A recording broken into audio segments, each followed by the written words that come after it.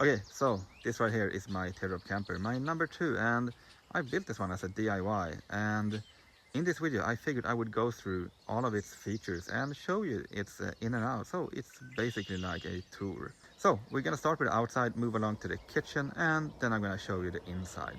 So here on the left side we have the entry door, and this entry door is actually the hardest part to find in a build like this. I had to find this from a caravan scrapyard, so they salvage all of the parts that's not damaged, so that's where this door comes from. Other than that, out here we have some rugged off-road tires, and the windows are made of a form of plexiglass. It's not plexiglass, but it's something like that. Here next to that we have the heating system, which contains of a 2 kilowatt diesel heater and a 10-liter jerry can on the outside. And I put the jerry can on the outside so that there wouldn't be any diesel on the inside, obviously, to prevent it from smelling, spilling, or anything like that. So it's just really easy.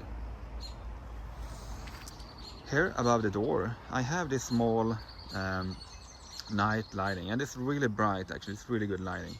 And above that one I put this, it's an aluminum extrusion rail.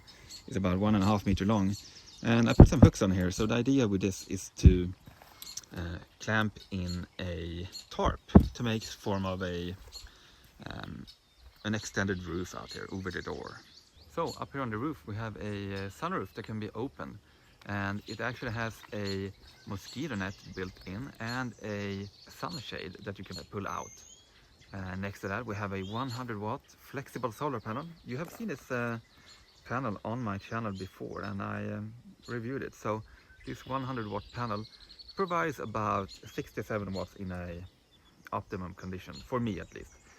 But here on the camper it's more than enough. So right now it's charging the battery, and I would guess that it's charging with maybe 20-25 watts from my experience, but it's more than enough for this small battery that I'm having here in the floor. Here in the back you can see where the air from the diesel heater is coming out. It's coming up through the floor in the back, and next to that we have a small electronics box, and in that one I put the diesel pump, because that pump, as you might know, makes this clicking noise that can drive you crazy. But this box makes it a little bit more quiet, and it just protects it a bit extra. Next to that we have the exhaust for the diesel heater, and I try to have it pointing out so it's not pointing in a direction where I could get the fumes inside of the camper. I put some other lights on in the back because I didn't want the trailer's original lighting on here. And if we walk around on the other side we see just one window, and there's no door on this side. One of the reasons for that is that, well, doors are really hard to find here in Sweden. But also I figured I would rather have a window so I can look outside rather than just having a door. And yeah, I know you could have the door open, but here in Sweden it's either cold or you get mosquitoes in. So you want to keep it closed at least half the time. Here in the back we have the air intake. This is the fresh air intake, and there's a small computer fan on the inside of that one. The reason I put a computer fan in here is because it doesn't really make any noise. It's quiet, so it's perfect to run at nighttime. On the side of this one, behind all the mud, we have the water inlet. So this is to fill the water tank inside. There is 2 12-liter water cans in here. One is for fresh water and one is for gray water. If we move along here to the front, you might notice that there's even one more small door here. This one is the AC 230 volt inlet, and this just charges the battery. So it's using a normal car battery charger. Just plug it into this one. And this side in the front, there's not really much to comment about. It has this rounded shape in the front, and there are 2 white lights and reflexes in the front. And yeah, of course, there are support legs in the front, but not in the back. And the reason for that is that it's front heavy, not rear heavy. So I put them in the front, but I rarely use them, but they are there if they would be needed.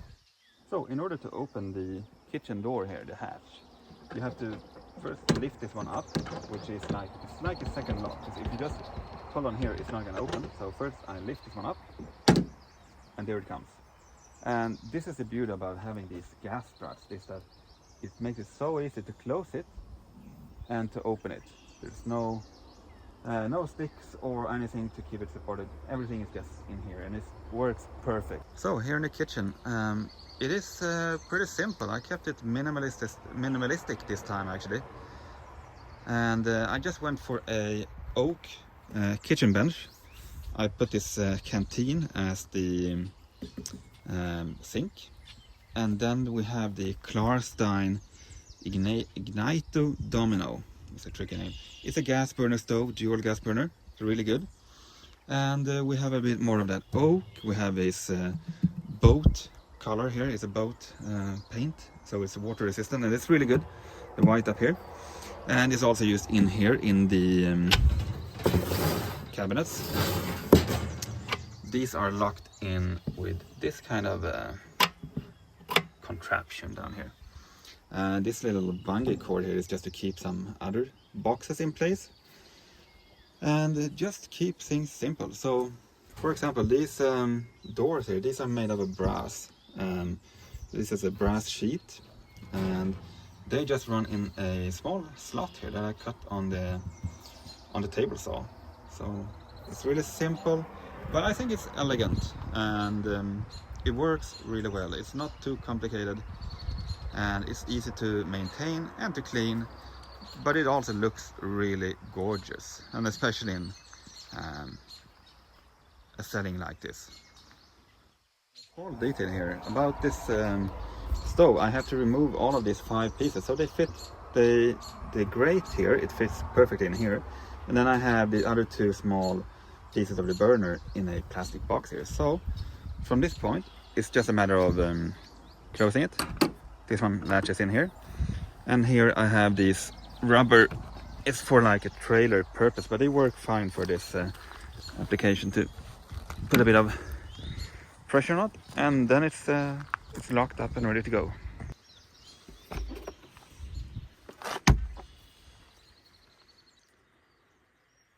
So this is the inside of the camper, and there are a few small details in here, but other than that, there's not really that much to it. So I figure we will start on this side. On the other side of this wall we have the kitchen, so this is towards the back of the camper. And I built this shelf system up here, so it's open and easy to see stuff and to find things, and no cabinet doors or anything like that, just to keep it simple. In the left corner we have a electrical like central, so in here all of the 230 volt and 12 volt comes from the battery. So it comes in here, and then it gets distributed from here to the stove and the ceiling lights and water pump and stuff like that, all the small stuff. So over here I also put this is a 4G router, so I'm using this one to have internet in the camper. And next to that we have a small 12 volt outlet, and next to this we have the switch for the fan. So this is how I turn on the ventilation. On the other side there's a thermometer in here, and I put it inside the cabinet because I wanted it to get an as accurate reading as possible and not be affected from the airflow from the diesel heater. So that one is up there in the corner, and it's also measuring the temperature inside the kitchen, which is under the aluminum sheet metal. Down here we have the slide out table. This table slides out, and then it hangs from these ropes here and clips on with these carabiners, so it's really easy to use and store. And then I 3D printed these pins here that's gonna hold it just like that, and then there's one on the other side too. Down here in the bottom we have the fresh water, we have the gray water, we have the fan for getting air inside, and we also see the sink over here. So the fresh water comes in through the pipe on the outside, through this hose into this one, and then we have the water pump connected with its cable, and then we have the sink going down to the gray water. And conveniently enough, there is a small tap down here that allows me to drain the gray water from a hose through the floor without actually taking the entire can out, because that is a bit of work to get it out. So I think that's all we have. No, wait, we have the diesel heater too. This is where the diesel heater provides all of that amazing hot air in here. It comes up through the floor and then it goes through this extended tube to this nozzle that can be closed, opened, rotated, all of that good stuff. Here's the display for that. So the size of this mattress here is 120 centimeters wide and it's 2 meters long. And if you notice down there in the bottom of the footwell, there is actually even more space. There's like 20 centimeters more down there, and then the wall goes out in the back, so it's even longer. So it's no problem having my feet hanging off the mattress down there. So, or putting shoes or laundry or some small stuff like that. There is a lot of space in here. And on the side of the mattress, we have these, I have the wheel arches coming up here. They protrude about 8 centimeters into the cabin, so that's why the mattress doesn't go all the way. But it also leaves a good space here to put stuff. Like this small box here with the small bits and cables and maps and everything. Usually I put my iPad, my water bottle, stuff like that on the side. So that's really convenient to have a bit of extra space down here. When we're talking about space, I even designed this this piece of the window board to be wider, because in the beginning it was only this wide, so I couldn't put like a drink on here. So I made it wider, and now it's a good place to put my drink on. So I did that on the other side too. So this is the benefit about having only one door, is that I can have a big window on this side. And now it's a bit dirty, but it provides a pretty good view out here. And I think this is as big as I would like to have it, not bigger than this. So all of these walls are insulated with a 50 millimeter, it's like a styrofoam. I don't remember the name of it, but it's the good stuff.